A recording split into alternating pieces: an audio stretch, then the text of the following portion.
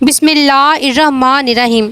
جب اللہ کے رسول نے اللہ کا پیغام دنیا کو سنایا کہ اللہ کے سوا کوئی عبادت کے لائق نہیں، میں محمد اللہ کا رسول ہوں، تو مکے والے اللہ کے رسول کی توہین کرنے لگے۔ کوئی پتھر مارنے لگا، کوئی جادوگر کہنے لگا اللہ کے رسول اللہ کے لیے ہر تکلیف برداشت کر رہے تھے کہ ایک دن آپ نے دیکھا ایک بوڑھی عورت بڑی مشکل سے اپنا سامان اٹھا کر مکے سے باہر جا رہی تھی۔ آپ علیہ السلام اس بوڑھی عورت کے قریب آئے اور فرمانے لگے، اے بوڑھی عورت، یہ سامان تو بہت بھاری ہے اور تم بوڑھی ہو چکی ہو، اگر تمہیں اعتراض نہ ہو تو تمہارا سامان اٹھا کر تمہاری منزل تک پہنچاؤں؟ بوڑھی عورت مسکرا کر کہنے لگی، اے نوجوان، اس سے بہتر کیا ہوگا؟ اللہ کے رسول اس بوڑھی عورت کا سامان لے کر چل پڑے تو اتنے میں وہ کہنے لگی، اے نوجوان، میں تمہیں بھی کہوں گی یہ شہر چھوڑ دو، یہاں ایک جادوگر آیا ہے جس کا نام محمد ہے، وہ بہت بڑا جادوگر ہے، وہ ہمارے دیوتاؤں کو برا کہتا ہے، اس کے لفظوں میں اتنا جادو ہے کہ وہ کوئی بھی بات کہتا ہے تو لوگ اس پر ایمان لے آتے ہیں۔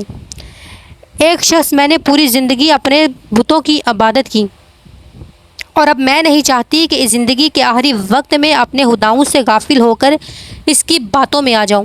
پورا رستہ وہ آپ صلی اللہ علیہ وآلہ وسلم کی توہین کرتی رہی، سارے راستے اللہ کے رسول کو بری بھلا کہتی رہی۔ آپ پھر بھی اس کا سامان لے کر چلتے رہے اور اس کی باتیں سنتے رہے۔ اس بوڑھی عورت کی منزل آ پہنچی تو آپ نے اس کا سامان رکھا اور جانے لگے تو اس نے آپ سے پوچھا، اے نوجوان، تم کون ہو؟ تم نے اپنا نام تو بتایا ہی نہیں۔ اللہ کے رسول نے فرمایا، پورا راستہ تم جس محمد کی توہین کرتی ہو وہ محمد مصطفیٰ صلی اللہ علیہ وسلم میں ہی ہوں۔ اس بوڑھی عورت نے جیسے ہی آپ کے چہرے کا نور اور اخلاق کو دیکھا، اس وقت قدموں پہ گر گئی اور رو کر کہنے لگی، میں نے اپنی پوری زندگی میں آپ جیسا نیک اور شریف انسان نہیں دیکھا۔ آپ کے چہرے کا نور بتاتا ہے کہ آپ کا اخلاق یہ بتاتا ہے کہ آپ کبھی جھوٹ نہیں کہیں گے۔ اگر آپ یہ فرما رہے ہیں کہ آپ اللہ کے رسول ہیں تو یقیناً یہ سچ ہوگا، مجھے معاف کر دیجیے۔ اور اسی وقت یہ عورت آپ کی نبوت کی گواہی دیکھ کر کلمہ پڑھ کر مسلمان ہو گئی اور واپس مکہ میں آ کر رہنے لگی۔ یہ ہے رسول صلی اللہ علیہ وآلہ وسلم کا اخلاق۔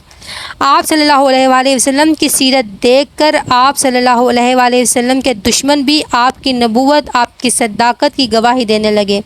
اللہ پاک سے دعا ہے کہ وہ ہمارے اخلاق کو بہتر بنائے اور جو غیر مسلم دیکھ کر مسلمان بن جائیں۔ آمین۔